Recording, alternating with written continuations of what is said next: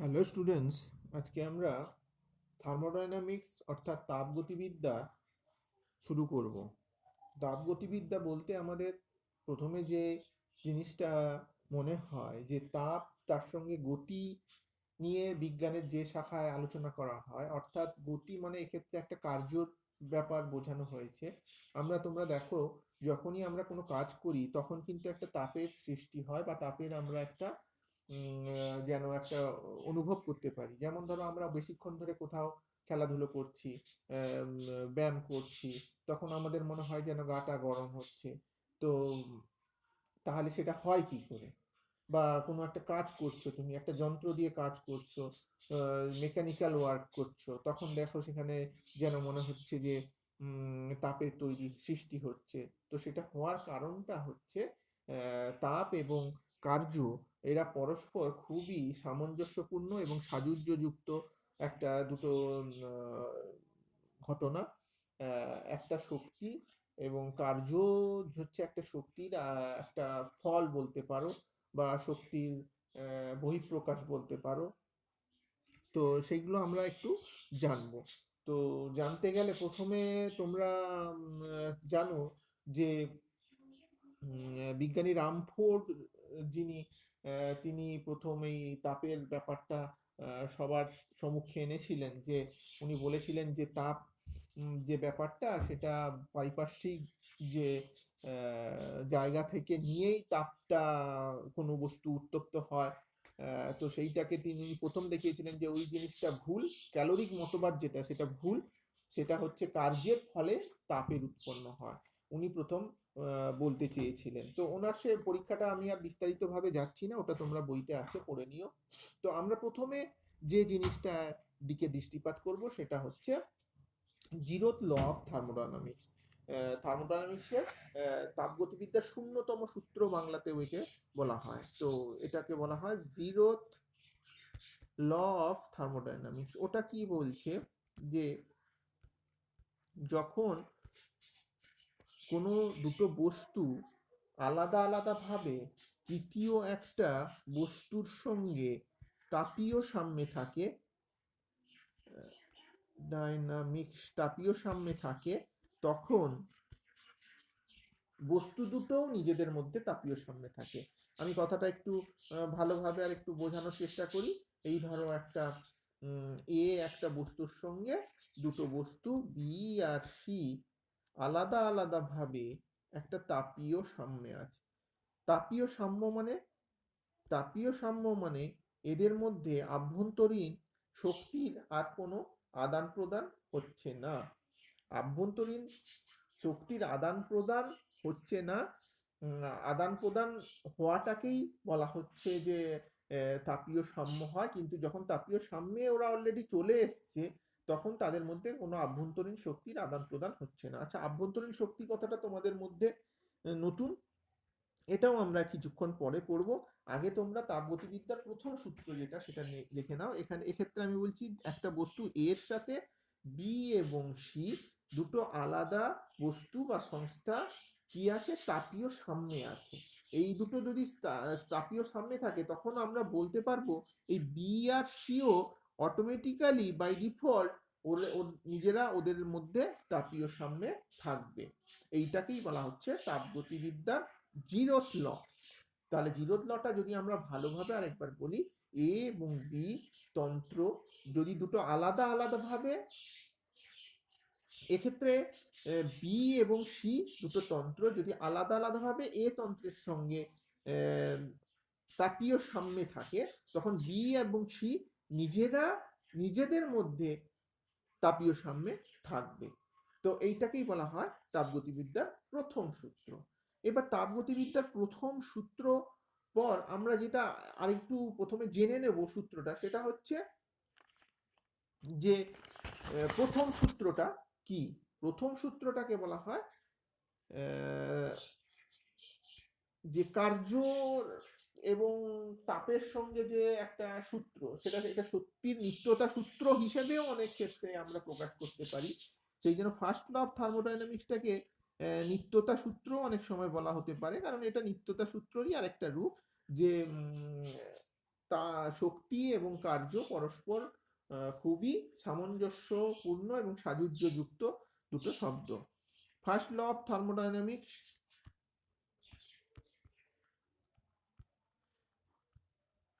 যেখানে আমরা জানছি যে যখনই আমি কোনো কার্য করি, ধরো ডব্লু কার্য করলাম, সেখানে কি পরিমাণ তাপ উৎপন্ন হলো, কিউ পরিমাণ তাপ উৎপন্ন হলো। আমি যদি ডব্লুটা কম করি, কিউ কম হচ্ছে, ডব্লু যদি বেশি করি, তাপের পরিমাণও বেশি হচ্ছে। সেই জন্য ডব্লু এবং কিউ এর মধ্যে যে অনুপাত, সেটাকে আমরা বলবো সমানুপাতে যুক্ত। ডব্লু এবং কিউ সমানুপাতে রিলেটেড।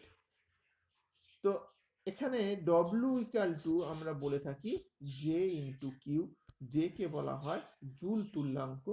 জে কে কি বলা হয়? জে কে বলা হয় জুল তুল্যাঙ্ক। জে ইকাল টু জুল তুল্যাঙ্ক। এই জুল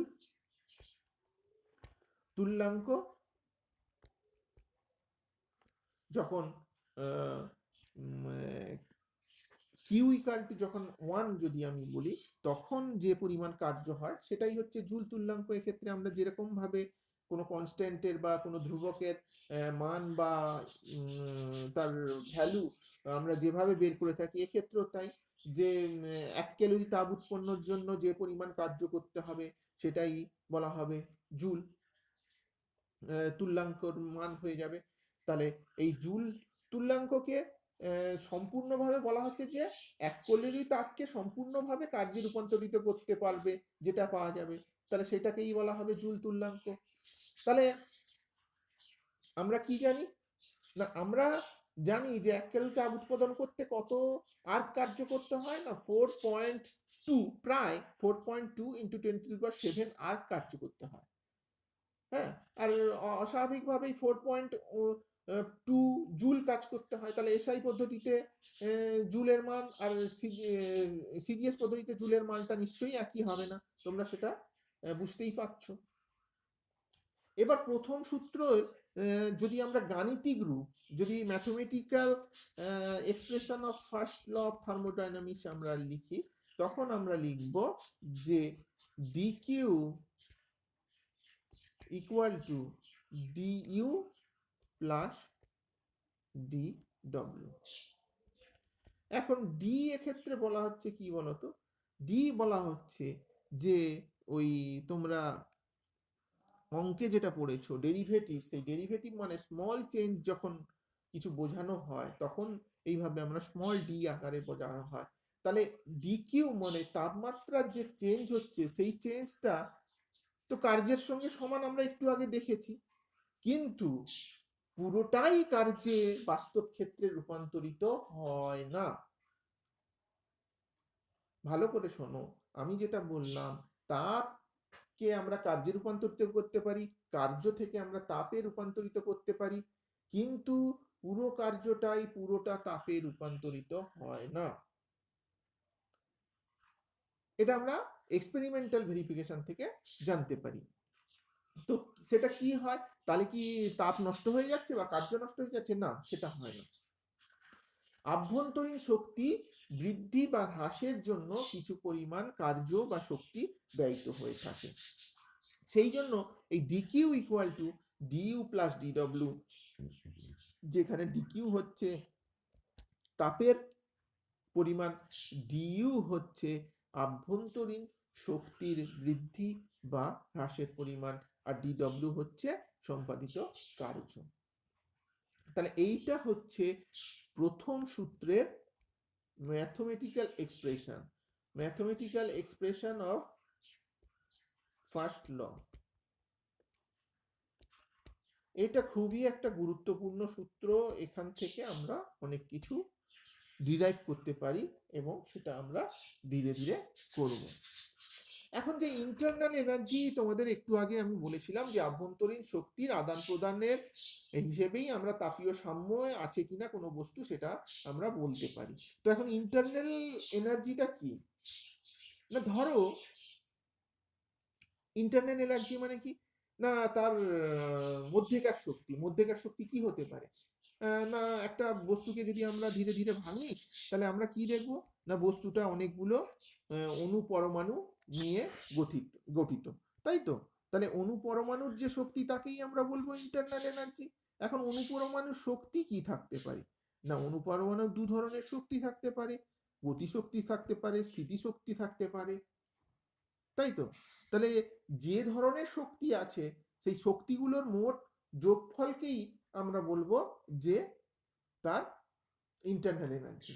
এখন এই ইন্টারনাল এনার্জি বিভিন্ন গ্যাস, আমরা এটা মেনলি আমরা কি তাপগতিবিদ্যা মানে এখন আমরা গ্যাসের ধর্ম পড়েছি, এবার গ্যাসটা নিয়ে প্রথমে আলোচনা করি।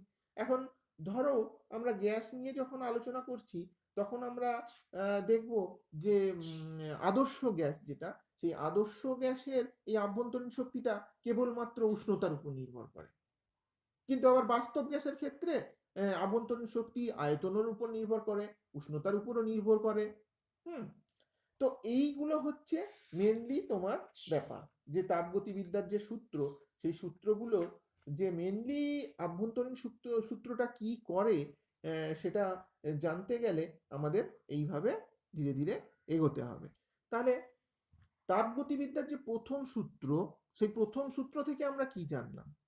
প্রথম সূত্র থেকে আমরা জানলাম যে আমাদের যখনই কোনো কার্য করতে হবে বা কোনো তাপ পেতে হবে তখন আমাকে উল্টোটা করতে হবে।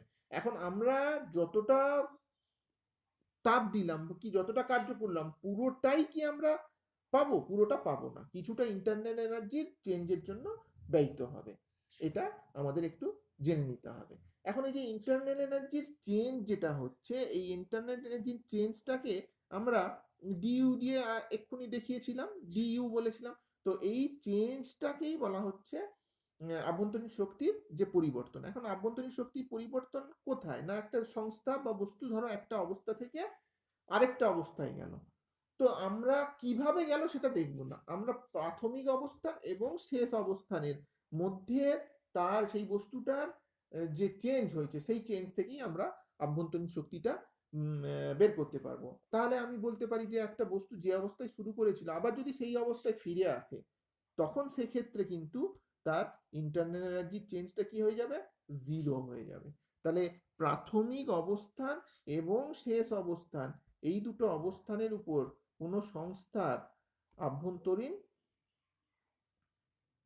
অন্তিম অবস্থান, এই আভ্যন্তরীণ শক্তি কিন্তু নির্ভর করে। তো এই আভ্যন্তরীণ শক্তি যদি আমরা পেয়ে যাই, আমরা কিন্তু অনেকটা বড় অন্য কিছু আমরা চট করে নির্ণয় করতে পারবো। সেগুলো আমরা ধীরে ধীরে আমাদের যেসব গাণিতিক প্রবলেমগুলো আছে সেই গাণিতিক সমস্যাগুলো থেকে আমরা জানতে পারবো। এখন তাপগতিবিদ্যা সংক্রান্ত কয়েকটা রাশি আছে যে রাশিগুলো খুবই গুরুত্বপূর্ণ। রাশিগুলোর মধ্যে প্রথম হচ্ছে যে থার্মোডাইনামিক সিস্টেম কাকে বলা হচ্ছে। থার্মোডাইনামিক সিস্টেম কাকে বলছে? না, যে বস্তুটার আমরা আলোচনা করছি সেই বস্তুটা তো অসংখ্য অণু পরমাণু এগুলো নিয়ে গঠিত। তো সেই সিস্টেমটাকে টোটাল যে সিস্টেমটা, যে অনেকগুলো অণু পরমাণু নিয়ে যে সংস্থাটা তৈরি হয়েছে, সেই টোটাল সংস্থাটাকেই বলা হচ্ছে যে তাপগতীয় সংস্থা। এবার পরিপার্শ্ব কাকে বলছে? না ধরো যেখানে আমরা রেখেছি, পারিপার্শ্বিক ব্যাপার আর কি, যে জায়গাটায় আমরা রেখেছি যে সংস্থাটাকে, সেই তার চারিপাশের আবহাওয়া বলো, তার চারপাশের সারাউন্ডিংস বলো, সেইগুলোকেই বলা হচ্ছে পরিপার্শ্ব। এখন এই পরিপার্শ্বের উপরই কিন্তু নির্ভর করে বিভিন্ন রকম বস্তুগুলো কিভাবে আছে। এবার এই পরিপার্শ্বের উপর নির্ভর করে আমরা বস্তুগুলোকে তিন ভাবে রাখতে পারি। সিস্টেম যে হয় সেই সিস্টেমটা ক রকমের হয়? না, সিস্টেমটা তিন রকমের হয়। তোমাদের আজকের যে ক্লাসটা সেটা ইন্ট্রোডাকশন একটা ক্লাস, কিন্তু এই ক্লাসের যে থিওরিটিক্যাল নলেজগুলো, এই নলেজগুলো ক্লিয়ার রাখতে হবে। সিস্টেমটা সাধারণত তিন রকমের হয়। একটাকে বলা হচ্ছে আইসোলেটেড সিস্টেম। মানে এই সিস্টেমটাকে আমি এমনভাবে আইসোলেটেড করে রেখেছি যে তাকে বিচ্ছিন্ন করে রেখেছি, সেই সিস্টেমের সঙ্গে পরিপার্শ্বের কোনো রকম শক্তির আদান প্রদান হবে না এবং পদার্থের বা আণবিক স্তরেও কোনো আদান প্রদান হবে না, পদার্থের আদান প্রদান হবে না, পদার্থ মানে আণবিক স্তরে অণুগুলোর মধ্যেও কোনো আদান প্রদান হবে না। তাকে বলা হচ্ছে, তাহলে কোনো রকম শক্তির যে এনার্জি আর এটা হচ্ছে অ্যাটমিক লেভেলের কোনো আণবিক স্তরে কোনো আদান প্রদান। আইসোলেটেড সিস্টেমের ক্ষেত্রে দুটোই হবে নেগেটিভ, আইসোলেটেড সিস্টেম বা এটাকে বলা হয় যে বিচ্ছিন্ন সংস্থা। এখন আরেকটা আছে close system. Closed close system হচ্ছে যে এনার্জির আদান প্রদান হবে কিন্তু আণবিক স্তরে কোনো আদান প্রদান হবে না, মানে অণুগুলোর মধ্যে কোনো রকম আদান প্রদান হবে না, কিন্তু শক্তির আদান প্রদানটা হবে। এটাকে বলা হচ্ছে ক্লোজ সিস্টেম। আরেকটাকে বলা হচ্ছে মুক্ত সংস্থা বা ওপেন সিস্টেম। ওপেন সিস্টেমে কি হবে না এনার্জিরও আদান প্রদান হবে, অ্যাটমিক অণুগুলোর মধ্যেও আদান প্রদান হবে। এটা হচ্ছে ওপেন সিস্টেম বা তাকে বলা হচ্ছে মুক্ত সংস্থা।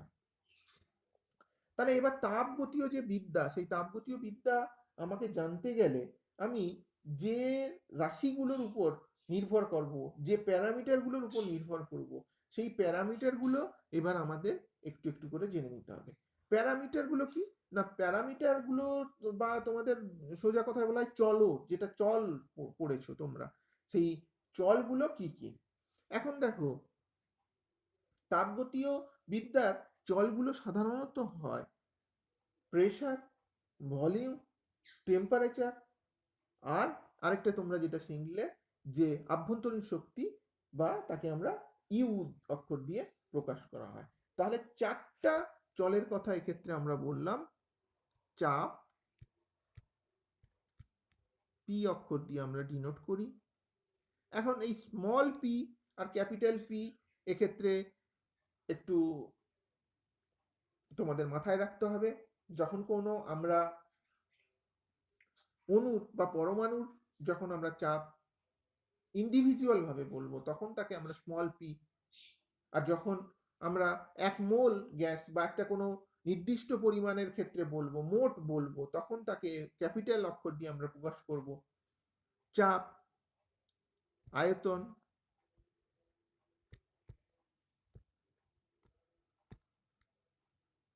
তাপমাত্রা বা উষ্ণতা, আর আভ্যন্তরীণ শক্তি, আভ্যন্তরীণ শক্তি, যেটাকে ইউ অক্ষর দিয়ে প্রকাশ করা হয়।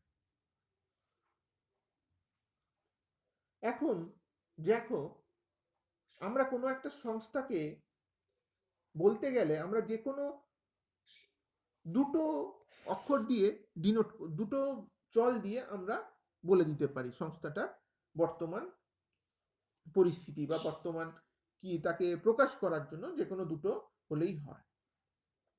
এখন এক্ষেত্রে এই যে চল, এই চলও আবার দু রকমের আছে।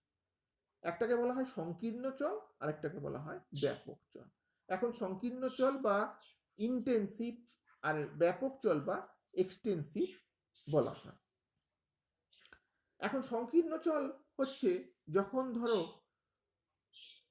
যে সংস্থা, সেই সংস্থার ভর বা কণা সংখ্যার উপর যে চলগুলো নির্ভর করছে, ভর বা কণা সংখ্যা।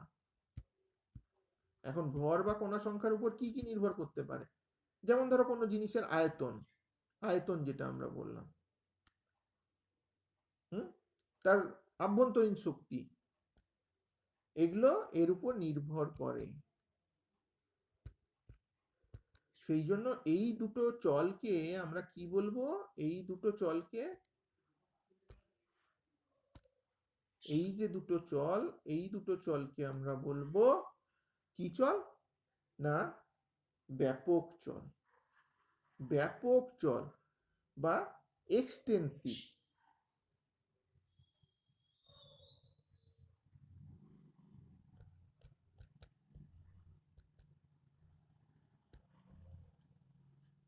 আর এই দুটো চল দেখো, এই যে দুটো চল, এই দুটো চল কিন্তু এই সংস্থার ভর বা কণা সংখ্যার উপর নির্ভর করবে কি, চাপ এবং তাপমাত্রা নির্ভর করে না।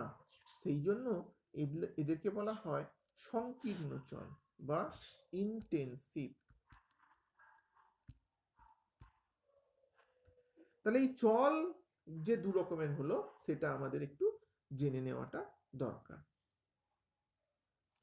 তো এরপর ধরো তোমাকে বলা হলো যে দুটো বস্তু তাদের মধ্যে বা সংস্থা তাদের মধ্যে কি আছে না থার্মোডাইনামিক ইকুইলিব্রিয়ামে আছে। থার্মোডাইনামিক ইকুইলিব্রিয়ামে আছে। এখন থার্মোডাইনামিক ইকুইলিব্রিয়াম কাকে বলা হচ্ছে? না ধরো দুটো বস্তুকে আমি রেখেছি, বলা হলো এদের মধ্যে থার্মোডাইনামিক, তাহলে কি ওদের মধ্যে তাপমাত্রার বা তাপের কোনো আদান প্রদান হচ্ছে না, সোজা কথা থার্মাল ইকুইলিব্রিয়ামে আছে? না, থার্মাল ইকুইলিব্রিয়াম আর থার্মোডাইনামিক ইকুইলিব্রিয়াম কথাটা এক নয়। থার্মাল ইকুইলিব্রিয়াম তো আছেই, সঙ্গে কি আছে মেকানিক্যাল ইকুইলিব্রিয়াম। মেকানিক্যাল আর কি আছে? আর আছে কেমিক্যাল ইকুইলিব্রিয়াম। তাহলে এই তিনটে ইকুইলিব্রিয়াম একসঙ্গে যখন থাকছে তখন তাকে বলা হচ্ছে থার্মোডাইনামিক ইকুইলিব্রিয়াম, তাপগতীয় সাম্য অবস্থা। তাপগতীয় সাম্য অবস্থা। আরেকটা তোমাদের যেটা বহুল তোমরা শুনবে, indicator diagram. Indicator diagram, indicator diagram কাকে বলছে? না কোনো সংস্থা তাপগতীয় প্রক্রিয়ার বর্ণনার জন্য যে আমরা চিত্রটা প্রকাশ করি বা লেখচিত্রটা অঙ্কন করি তাকেই বলা হচ্ছে ইন্ডিকেটর ডায়াগ্রাম। ধরো আমরা বললাম যে একটা সংস্থা তার প্রেসারের সঙ্গে তার ভলিউম কিভাবে চেঞ্জ হচ্ছে, তার টেম্পারেচার হয়তো কনস্ট্যান্ট আছে, সেই অবস্থায় আমরা একটা লেখচিত্র করলাম, সেটা হয়ে গেল তার সূচক চিত্র বা ইন্ডিকেটর ডায়াগ্রাম। আরেকটা বলা হচ্ছে কোয়াসিস্ট্যাটিক প্রসেস। তো কোয়াসিস্ট্যাটিক প্রসেসটা তোমাদের পরে যখন আমি অ্যাডিয়াবেটিক প্রসেস পড়াবো, যখন থার্মাল প্রসেস পড়াবো, আইসোথার্মাল প্রসেস পড়াবো, তখন আমরা কোয়াসিস্ট্যাটিকটা ভালো করে জানবো। এখন আমরা এটাকে ছেড়ে দিই। এখন আমরা যেটা তারপর দেখে নিই যে আইসোবারিক, আইসোকোরিক, আইসোথার্মাল প্রসেস কাকে বলছে। এখন দেখো আইসোবারিক মানে সমচাপ।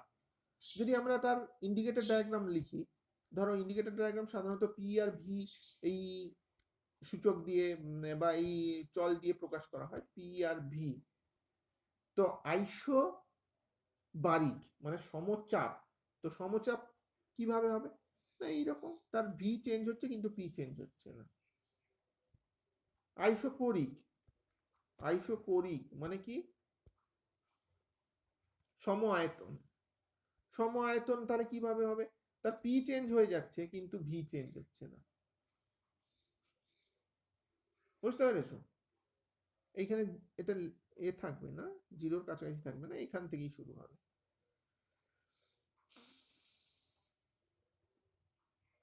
এরপর সমষ্ণ প্রক্রিয়া। এই প্রক্রিয়া কি হচ্ছে না উষ্ণতাটা অপরিবর্তিত থাকছে। এক্ষেত্রে আমরা দেখলাম প্রথমটার ক্ষেত্রে কি অপরিবর্তিত থাকছে, প্রথমটার ক্ষেত্রে পি অপরিবর্তিত, চাপ অপরিবর্তিত থাকছে, দ্বিতীয়টার ক্ষেত্রে ভি অপরিবর্তিত থাকছে। আর যেটা সমষ্ণ প্রক্রিয়া বলছি সেই সমষ্ণ প্রক্রিয়ার ক্ষেত্রে কি অপরিবর্তিত থাকে না উষ্ণতাটা অপরিবর্তিত থাকছে। আরেকটা আছে রুদ্ধতাপ প্রক্রিয়া। রুদ্ধতাপ প্রক্রিয়া বলছে এই প্রক্রিয়ায় সংস্থা ও পারিপার্শ্বিকের মধ্যে কোনরূপ তাপ আদান প্রদান হয় না। সংস্থার তার পারিপার্শ্বিক যে সারাউন্ডিং যেটা তাদের মধ্যে কোনো তাপের আদান প্রদান হবে না, সেইটাকে বলা হচ্ছে রুদ্ধতাপ প্রক্রিয়া।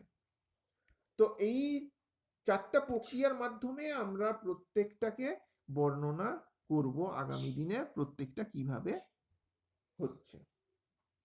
তো তার আগে আমি তোমাদের যেটা বলতে পারি যে আমরা এটা আরো পরের অংশটা পড়বো, পরের কিছু গাণিতিক সমস্যা তাড়াতাড়ি খুব করব। তো তার আগে তোমরা এই জায়গাটা তোমাদের ক্লিয়ার করে নাও। ক্লিয়ার করলে তোমরা পরের অংশগুলোয় যেতে পারবে। থার্মোডাইনামিক খুব একটা পুরনো বিষয়, মানে সনাতন যে ফিজিক্স যদি আমরা বলা হয়, তাহলে তার মধ্যে থার্মোডাইনামিক্স আসে। তো থার্মোডাইনামিক্স, ফিজিক্সকে জানতে গেলে থার্মোডাইনামিক্সকে জানতেই হবে। তো সেই থার্মোডাইনামিক্সটাকে তোমরা, যে তার যার উপর দাঁড়িয়ে আছে থার্মোডাইনামিক্স, সেইটাকে আগে ভালো করে জানার চেষ্টা করো। জেনে নিলে আমরা পরবর্তীকালে তোমাদের 11-এর সাপেক্ষে যে সব আছে ছোটখাটো গাণিতিক সমস্যা টমস্যা, সেগুলো আমরা ধীরে ধীরে করবো। আজকে এই পর্যন্ত।